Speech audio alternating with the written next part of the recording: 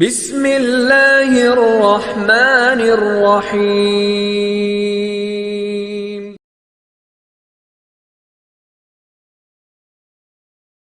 بسم اللہ الرحمن الرحیم۔ روزے سے متعلق چند ضروری اور اہم مسائل و احکامات۔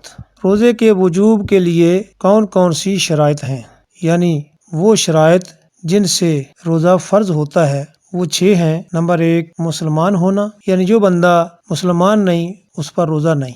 دوسرے نمبر پہ دوسری شرط یہ ہے کہ بندہ عاقل ہو، یعنی عقل مند ہو، پاگل یا مجنون نہ ہو۔ تیسری شرط یہ ہے کہ بالغ ہو، نابالغ پر روزہ واجب نہیں۔ تندرست ہو، صحت مند ہو، یعنی بیمار پر واجب نہیں۔ پانچویں شرط ہے مقیم ہو، یعنی بندہ حالت سفر میں نہ ہو۔ چھٹی شرط ہے عورت حیض و نفاس سے پاک ہو۔ دوسرے لفظوں میں آپ اس طرح سمجھے کہ کافر پر روزہ واجب نہیں، پاگل یا مجنون پر واجب نہیں، بچے پر جو نابالغ ہے اس پر روزہ واجب نہیں، بیمار پر روزہ واجب نہیں، مسافر پر روزہ واجب نہیں، اور حیض و نفاس والی عورت پر روزہ واجب نہیں، جب تک کہ جو بندہ مسلمان تو تھا لیکن ساتھ میں پاگل تھا۔ جب تک پاگل عقل مند نہ ہو جائے اور نابالغ بچہ بالغ نہ ہو جائے اور بیمار آدمی صحت مند نہ ہو جائے، مسافر آدمی مقیم نہ ہو جائے اور حیض و نفاس والی عورت حالت پاکیزگی و طہارت میں نہ آ جائے۔ وجوب ادا کی چند شرائط ہیں۔ تو اوپر